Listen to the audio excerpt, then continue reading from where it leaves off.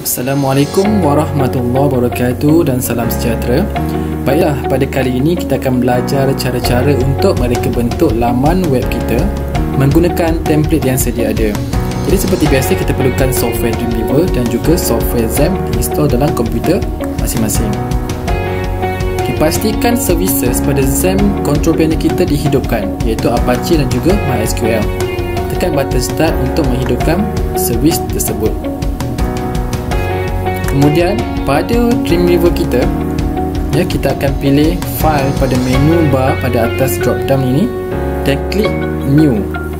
Apabila paparan ini akan terpapar apabila kita klik new itu, iaitu new document akan terpapar pada skrin Dreamweaver, software Dreamweaver.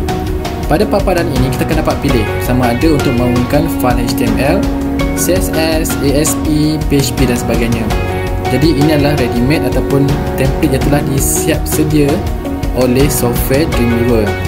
Jadi kalau kita nak pilih page HTML, so kita akan dapat bangunkan file yang kosong, none ataupun kita pilih one column fits center. Jadi kalau kita klik pada setiap layout ini, kita akan dapat lihat paparan pada sebelah kanan. Jadi apa yang saya nak bangunkan pada hari ini adalah dua column fits, left sidebar, header dan footer. Jadi saya nak ada header, saya nak ada footer dan juga left sidebar. Maksudnya sidebar kita ada pada sebelah kiri. Jadi create page tersebut dan paparan akan terpapar pada skrin Dreamweaver. Jadi, kalau anda dapat lihat pada paparan tersebut, ini paparan template yang telah siap sedia dengan HTML, CSS dan juga HTML coding pada website tersebut. Jadi untuk edit paparan tersebut, kita boleh pilih code, sama ada code. Jadi dia akan paparkan ke semua code bagi laman web tersebut. Kita boleh pilih split, dia akan split sama daripada code dan juga design ataupun design saja. Jadi kalau live ni adalah untuk kita paparkan macam mana website ni dilihat pada website sebenar Jadi saya prefer guna split sebab kita akan dapat lihat perubahan pada kod apabila design kita diubah. Jadi first kali make sure file ini disimpan. Tekan file dan juga save as. Saya namakan file ini adalah index.html Jadi file ini namanya index.html. Jadi logo ini saya nak replace logo kerana dia telah beri function untuk kita replace logo. Double klik pada logo dan pilih header yang telah kita download image ni download ataupun kita bangunkan sendiri menggunakan Adobe Photoshop ataupun AI. Jadi file tersebut dia akan simpan pada development folder kita, iaitu site my web.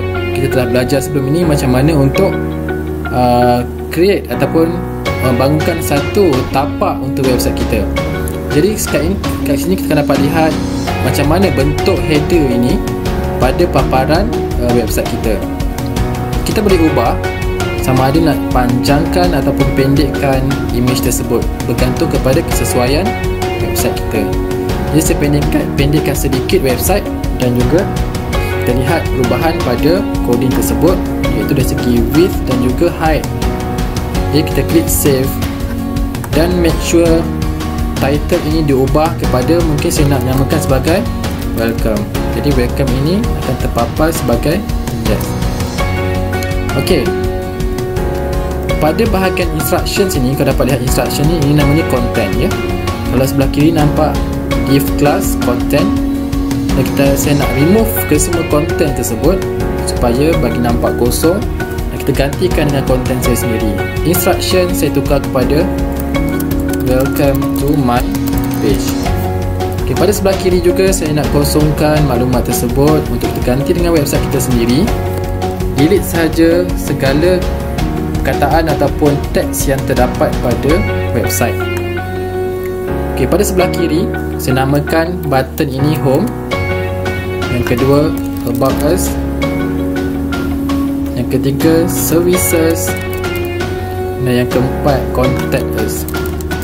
Jadi ke semua page ini akan menggunakan pakai template yang sama. Pada bahagian footer, saya tidak suka dengan design footer tersebut.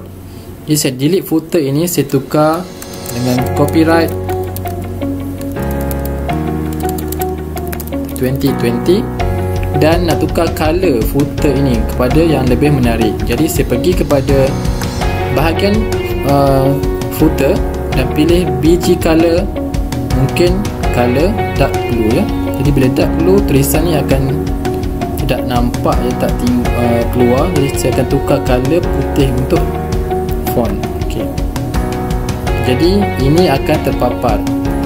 Jadi perubahan pada copyright 2020 saya tukarkan color warna putih, dan automatik tulisan di atas ini akan bertukar kepada warna putih juga, kerana kita telah target dulu kita untuk H1, maksudnya font size H1 sampai H6 berwarna hitam. Jadi apa kita perlu buat adalah apply new CSS rule untuk tersebut dan pilih warna hitam supaya, dan klik OK. Konten H1 ini akan berwarna hitam. Jadi page kita sudah siap untuk kita gunakan. Cara yang mudahnya, kita boleh file save as about.html, save as lagi kepada services.html, dan juga save sekali lagi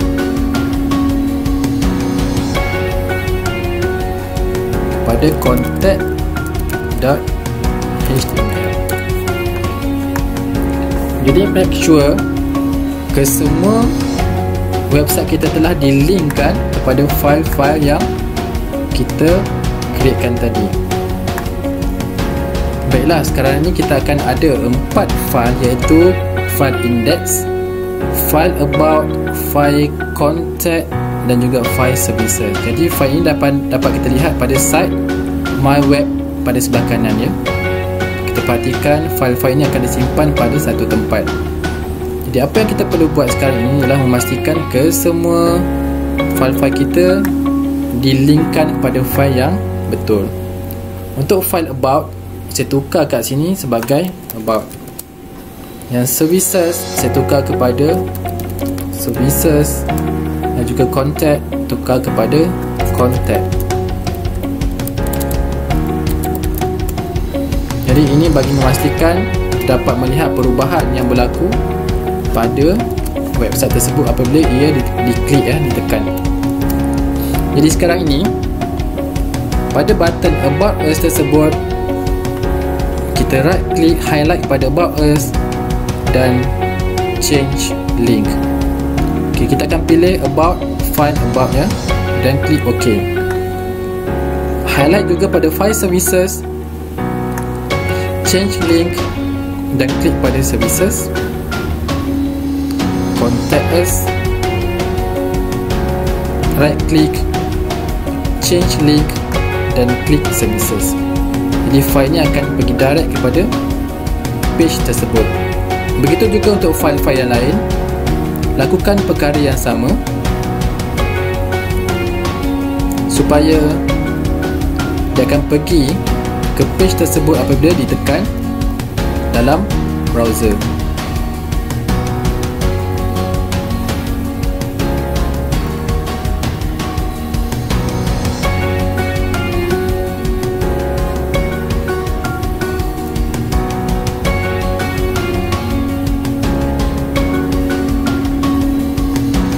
Cara yang paling mudah sebenarnya adalah dengan copy dan paste maklumat tersebut kepada website yang lain. Sebagai contoh, saya copy coding link tersebut yang mempunyai link kepada page-page yang berlainan kepada file HTML. Saya klik all pada bahagian sidebar tersebut dan paste. Saya pergi pada page services, klik ke semua bahagian tersebut, sidebar tersebut, dan Ctrl V ataupun paste. Klik pada contact, klik keseluruhan sidebar tersebut dan klik paste. Jadi tekan save, make sure kita save ke semua file tersebut. Jadi sekarang kita akan lihat adakah website kita berfungsi dengan baik ataupun tidak. Okay, klik pada global logo tersebut, preview in Firefox, dan dapat lihat adalah page welcome, dan apabila saya lalu cursor terhadap button sidebar tersebut, dia akan keluar hover, ya, perubahan pada teks untuk link tersebut. Jadi saya klik about us, akan keluar about services, keluar service dan contact us akan keluar. So saya pergi home, akan keluar semula page home. Jadi itu sahaja pembelajaran untuk kali ini. Untuk pembelajaran akan datang, kita akan belajar cara-cara untuk insert data ataupun berkomunikasi dengan database supaya database kita itu complete dan juga website kita itu berfungsi dengan baik dan juga jadi website yang sempurna. Terima kasih.